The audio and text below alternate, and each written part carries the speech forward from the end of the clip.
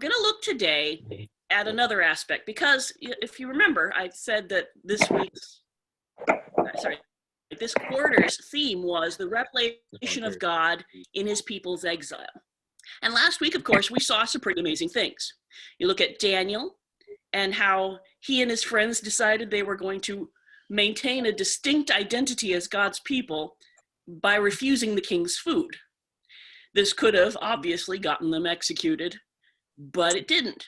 God gave them favor in the eyes of their overseer, and he gave them good results.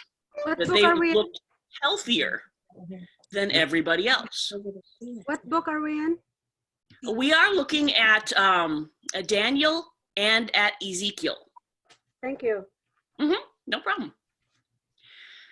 And then, of course, when we looked at Ezekiel, we found a man who had been seized by visions of God, and they were very vivid. Almost, we would count them today as almost psychedelic.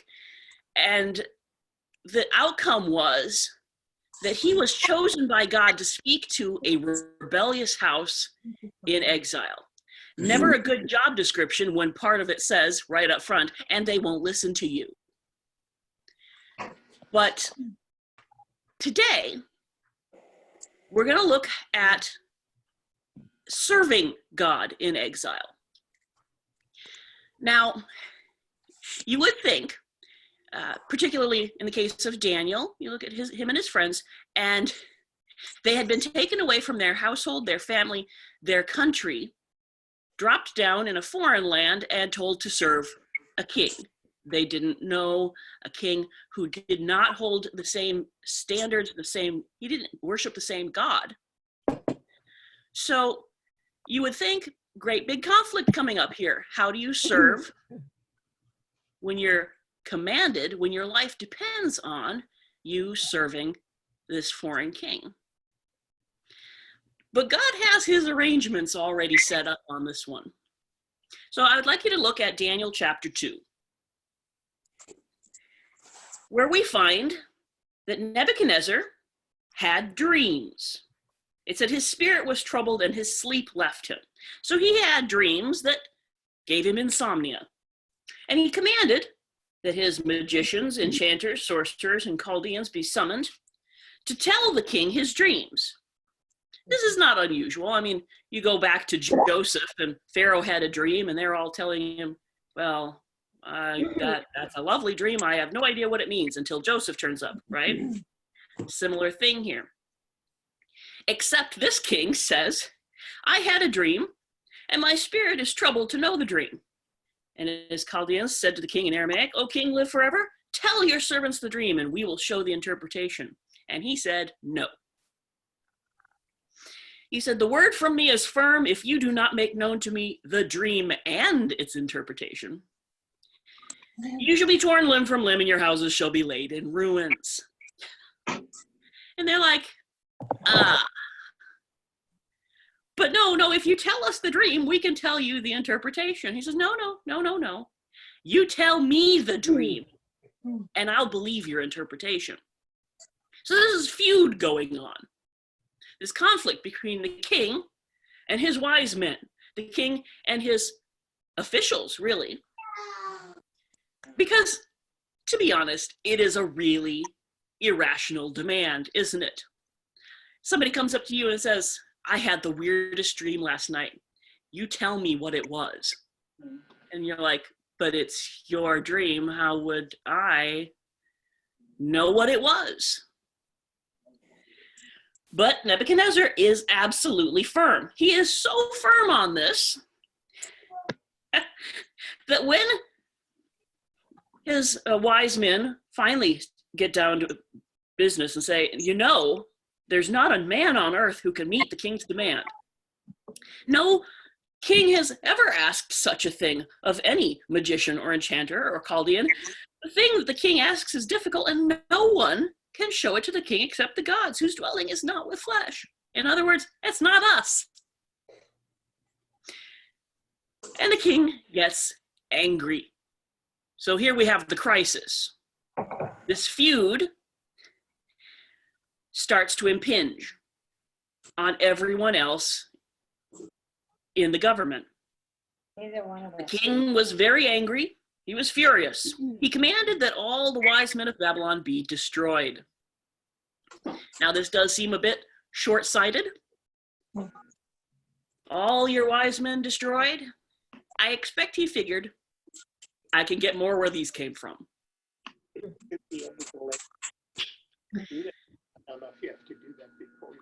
So the decree goes out.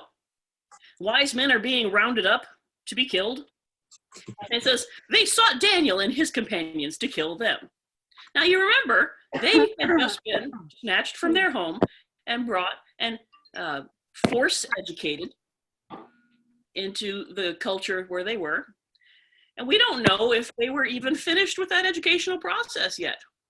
But if you've ever worked for a bureaucracy of any kind, you know that no matter how distant the rumblings may seem from high up, they will eventually come to shake you. So you have these young men who are doing the best they can, obeying the king, and suddenly here comes this command. Oh, and by the way, you're considered wise men. You're going to have to die too. And Daniel replied, I love this, with prudence and discretion, to the king, the captain of the king's guard, and said, why is the decree of the king so urgent? So basically he's like, okay, so why are we being killed? Just curious. And so the captain of the king's guard, Arioch, explains to him what's going on, which is always nice. If you're going to be executed, it's nice to know what for. So Daniel went in and requested the king to appoint him a time that he might show the interpretation to the king. And you will see here that he has reason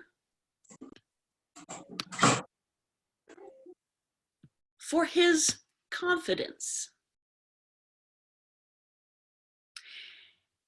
He goes home, right? So you would think, okay, he's gone to the king and he said, I want you to set me a time so that I can interpret this dream for you. You would think somebody who went in there, they had a plan. They at least had an idea.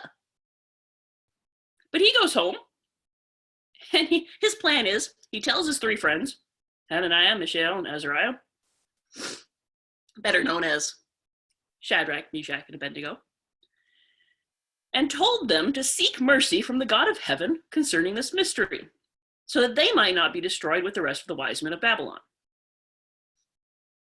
That's some plan. Time to pray. So they pray.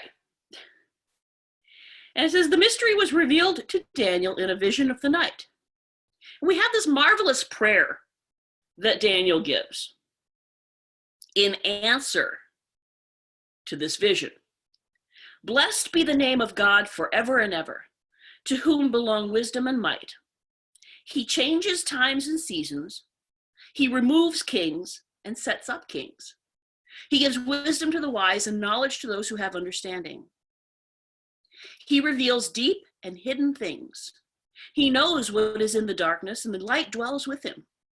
To you, O God of my fathers, I give thanks and praise, for you have given me wisdom and might, and have now made known to me what we asked of you, for you have made known to us the king's matter. Did you hear some of those details in there? He changes times and seasons.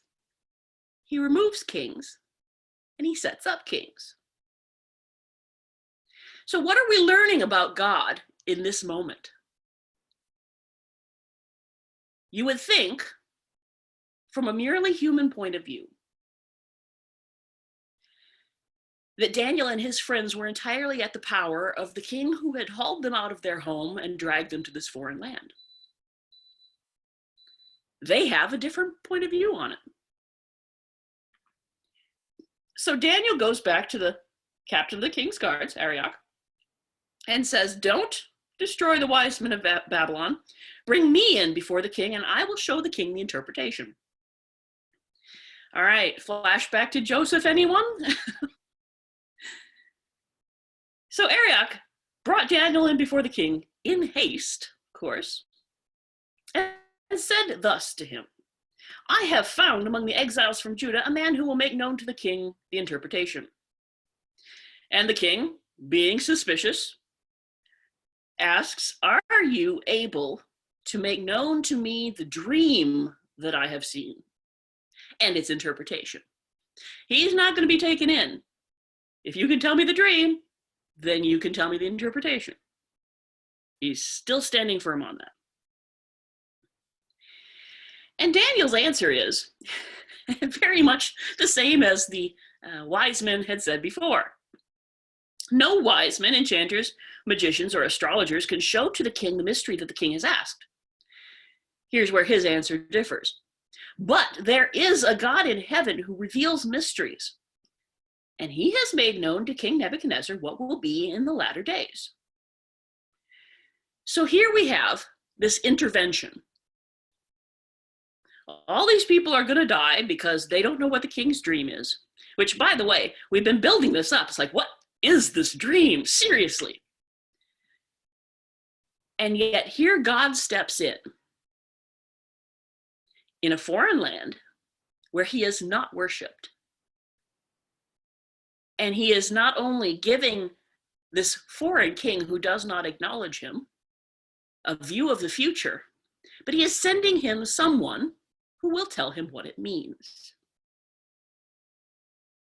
God is showing his power. So here it is. Your dream and the visions of your head as you lay in bed are these. To you, O king, as you lay in bed, came thoughts of what would be after this. And he who reveals mysteries made known to you what is to be. But as for me, this mystery has been revealed to me not because of any wisdom that I have more than all the living, but in order that the interpretation may be made known to the king, and that you may know the thoughts of your mind. If the king himself does not know the thoughts of his own mind, who does? Answer, the God of heaven, the God of Abraham, Isaac, and Jacob, who knows all things. So here's this dream. You saw a great image. It was mighty and of exceeding brightness, stood before you, and its appearance was frightening.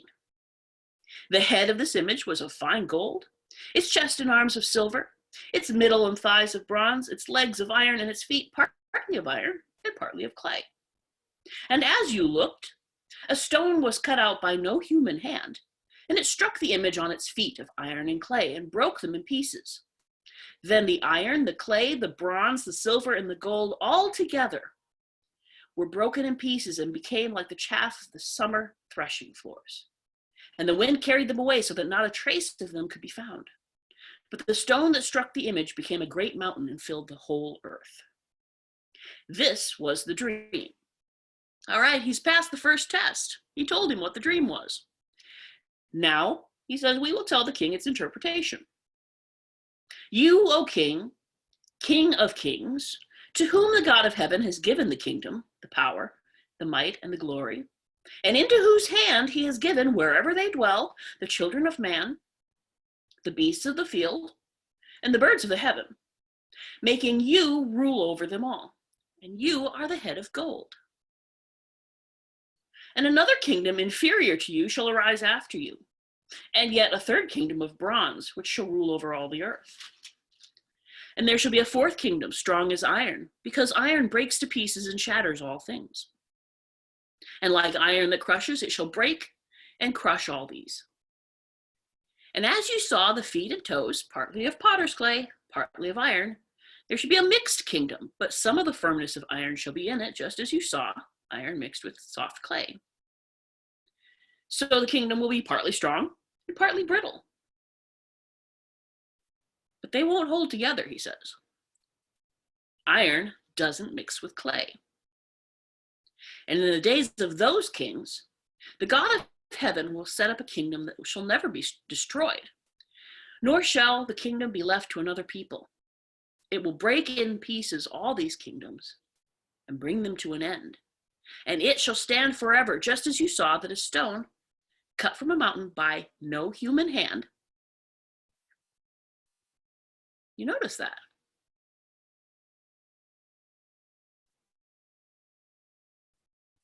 And that it broke in pieces the iron, the bronze, the clay, the silver, and the gold.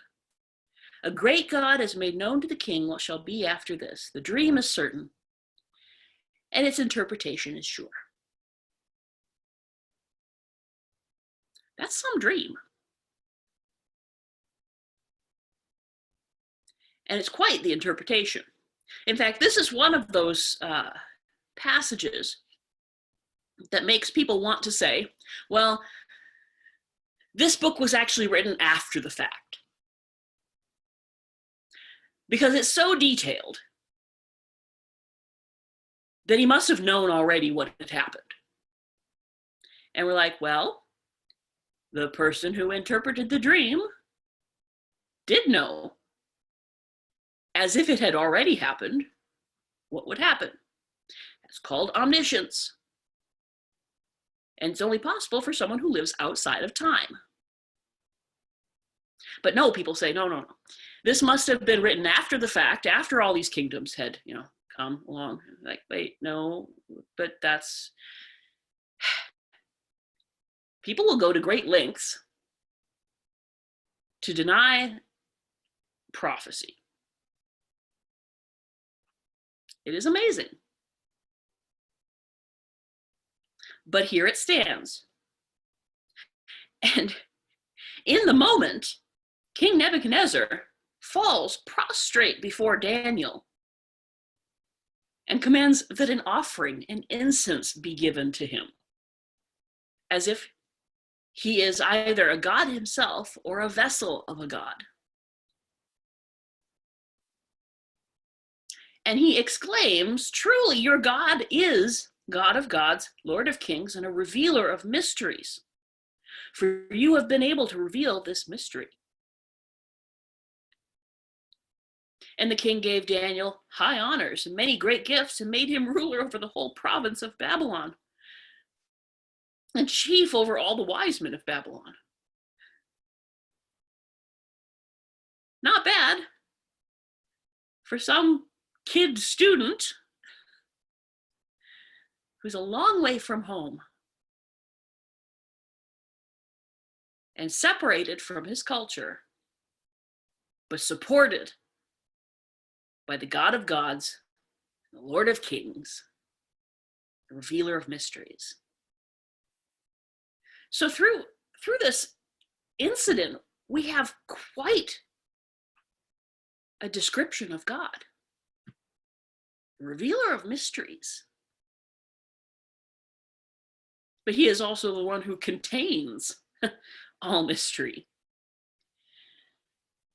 Because we're going to look at something quite different, right? So Daniel is moving up in the world. He has been promoted.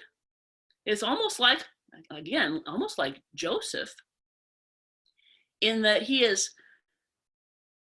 exalted over all the king's servants. But then we have Ezekiel. So I want you to flip over to Ezekiel chapter 3.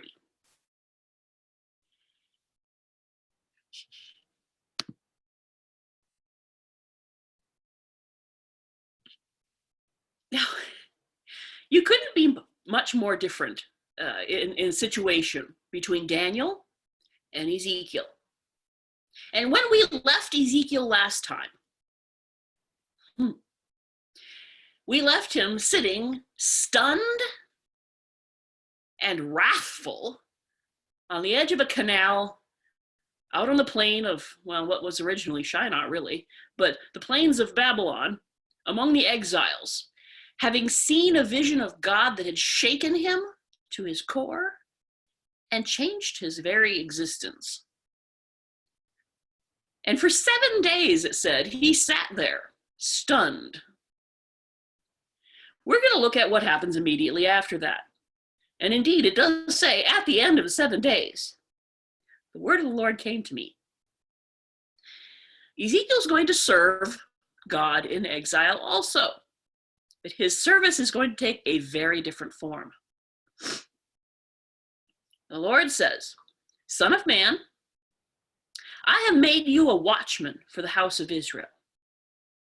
Now, we really don't have a concept of a watchman in our culture. The nearest we probably come would be those military installations that monitor radar and satellite. But they would have known very well what a watchman's job was. If you go through the Old Testament, you will see it pop up once in a while that there will be a watchman standing on a high place of the city wall. Now, why did cities have walls? Well, obviously, because there was danger. So the watchman would be posted at a high place on the city walls, and he would be looking out to see what was happening outside. And if anything happened, his job was to call down, and I think oftentimes it was probably posted over the gates, because there was always somebody sitting in the gateways in these cultures chatting. It was a natural gathering place. So he would shout down to the people gathered around the gate and tell them what was going on. And if there was danger, he would yell the warning so that everyone inside could go and prepare themselves. So when the Lord says to Ezekiel, "Son of man, I've made you a watchman," he's like, okay, I have no city. Our city walls are several hundred miles away. What am I keeping watch for? Well, this is a watchman that's turned inward to the community. He's not looking for danger outside. He's looking at danger inside. It says, if I, the Lord, say to the wicked, you shall surely die, you are to give them warning. If you give him no warning, nor speak to warn the wicked from his wicked ways in order to save his life, that wicked person shall die for his iniquity, but his blood I will require at your hand. But if you do warn the wicked and he doesn't turn from his wickedness, he will die for his iniquity, but you will have delivered your soul. Again, if a righteous person turns from his righteousness, commits injustice, and I lay a stumbling block before him, he shall die. Because you have not warned him, he shall die for his sin, and his righteous deeds that he has done will not be remembered, but his blood I will require at your hand. But if you warn the righteous person not to sin, and he does not sin, he will surely live, because he took warning, and you will have delivered your soul. You see a pattern developing here. And the question that comes to my mind first here is, whose soul is in the most danger here? And you have the wicked who are doing wickedly, and they're in danger. But you have the watchman, whose job is to warn them. And I find this passage really disturbing. Because in our current cultural atmosphere, do you warn people when they are doing wrong? Oh no. Heavens no, you must not ever accuse anyone of doing wrong. That would be judging. But the problem here is that God has already judged. And the warning is a mercy. He sends the warning so that they have the chance to turn. There were penalties if a watchman did not do his duty. If he slept on his watch, or he failed to give the warning, there were legal penalties for him. And God is saying to Ezekiel, now you are that kind of watchman. I have given you a message. If you don't speak it, I'm holding you just as guilty as the sinners you're supposed to be turning. And there's another thing you notice here. Anyone might need a warning. You would think that just because you were a righteous person, you wouldn't need the watchman's warning. Not so. Because anyone might turn from God's way to their own way. And the warning would come as a mercy to say, go back, this way is dangerous. And yet the pattern is always there. Ezekiel will be held responsible. That's hard, but it gets harder. The hand of the Lord, it says in chapter 3, verse 22, was upon me there, and he said, go out into the valley, and I will speak to you there. So he went out into the valley, and he saw basically an echo of the vision that had left him 7 days stunned among the people. And again, he falls on his face. And it says, but the Spirit entered into me and set me on my feet. And he spoke with me and said, go, shut yourself within your house. And you, O Son of Man, behold, cords will be placed upon you, and you will be bound with them, so that you cannot go out among the people. I will make your tongue cling to the roof of your mouth, so that you will be mute and unable to reprove them, for they are a rebellious house. But when I speak with you, I will open your mouth, and you shall say to them, thus says the Lord. It's a curious thing that we don't take much notice of, but did you hear that? He will not be able to go out among the people. He will not be able to speak of his own will.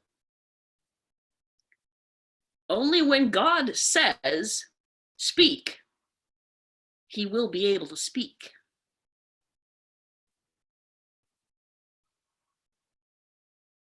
I don't know if we've ever considered what kind of a life that would be. If you literally could not go unless God said go, or speak unless God said speak. But Ezekiel,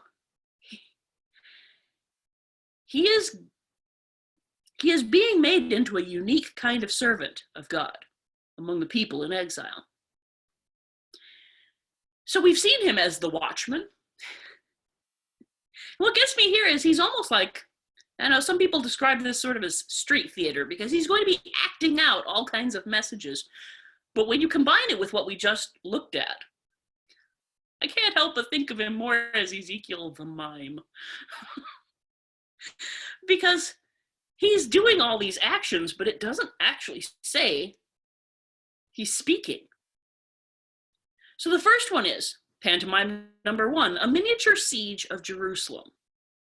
It says, take a brick, lay it before you, and engrave on it a city, Jerusalem. All right, so you've got a miniature Jerusalem on a brick. And it says, put siege works against it, build a siege wall against it, cast up a mound, set camps around it, and plant battering rams against it on all sides. Okay, so this guy's playing with models. And he is enacting a siege of Jerusalem. And they're like, you take an iron plate and set it as an iron wall between you and the city, and set your face toward it, and let it be in a state of siege, and press the siege against it. This is a sign for the house of Israel. And I expect all his neighbors came and grouped around him and watched him doing this, and were like, what on earth are you doing? But it gets better, because then we have pantomime number 2. Lie on your left side and place the punishment of the house of Israel upon it. For the number of days that you will lie on it, you will bear their punishment. So I assign you 390 days. A year and, a month-ish. That he's to lie on his left side next to this model, this scale model of the siege of Jerusalem. And as long as you bear the punishment of the house of Israel, equal to the number of the years of their punishment. And when you've completed these, it's like, all right, you've managed to get through this 390 days. All right, you got 40 days more on your right side. And that's for the sins of Judah. And you shall set your face toward the siege of Jerusalem with your arm bared or outstretched, and you shall prophesy against the city. And during this time, all right, pantomime number 3, you will be miming famine. He says, take wheat and barley, beans and lentils, millet and emmer, and put them into a single vessel and make your bread from them. During the number of days that you lie on your side, 390 days, in case anyone had forgotten, you shall eat of this. And you shall eat by weight, 20 shekels a day. We're like, okay, what does that mean? So we consult our trusty notes and say a shekel was about 11 grams. Someone else can do the math. And every day you shall eat this, and you shall drink water by measure, 1/6 part of a hin. Okay. A hin was about 4 quarts. Again, someone else can do the math, 1/6 of that. And you shall eat your bread like a barley cake, and you shall bake it over human dung. And Ezekiel says, whoa, wait. That would make me unclean. Remember, priest, no temple, no sacrifices, but he still has the law. And the law is very particular about the cleanliness of priests.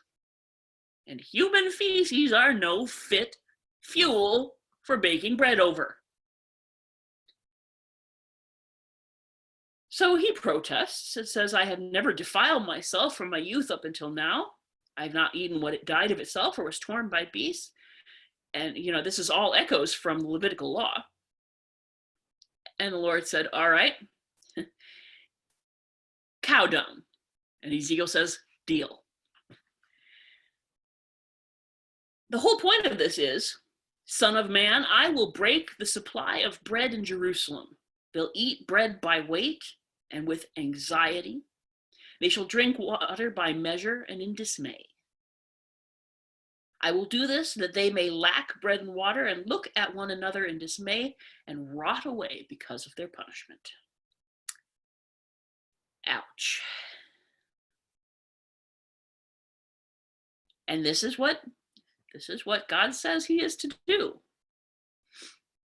So long normal life, so long conversations with your neighbors about just this, that, and anything else. And it gets worse. And then he says, Son of man, take a sharp sword, use it as a barber's razor, pass it over your head and your beard. All right, so shave your head, shave your beard. Already we have a problem because that's usually a sign of disgrace. And it is take balances for weighing and divide up the hair. A 1/3 part you burn in the fire in the midst of the city when the days of the siege are completed. Another 1/3 you take and strike with the sword all around the city. And another 1/3 you shall scatter to the wind, and I will unsheath the sword after them. And you shall take from these a small number and bind them in the skirts of your robe. And of these, again, you shall take some and cast them into the midst of the fire and burn them in the fire. Okay. At this point, I expect he was also thinking, really? What is all of this? You want me, first off, to go and burn my hair around the city, and then you want me to go around swinging a sword at it in the city? And then you want me to throw the rest of it up in the air, but keep a little bit and tuck it into my robes? What is he enacting here? Well, what happens? Jerusalem is going to fall. And a lot of people are going to die in the initial destruction. A lot of them will be killed by the sword, and the rest will be scattered to the winds. But you notice there was a little bunch left, the remnant. There's not a whole lot of hope in what Ezekiel is called to preach, but there is that little bit, that small remnant. So we'll look at that more in the weeks to come, because that will come as a recurring theme. But we have overshot our time by 4 minutes, and I don't want to impinge on the prayer time afterwards. So we are going to cut things off right here, and I hope to see you all again next week.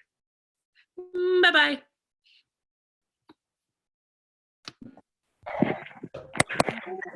Bye. Thank you, Heather.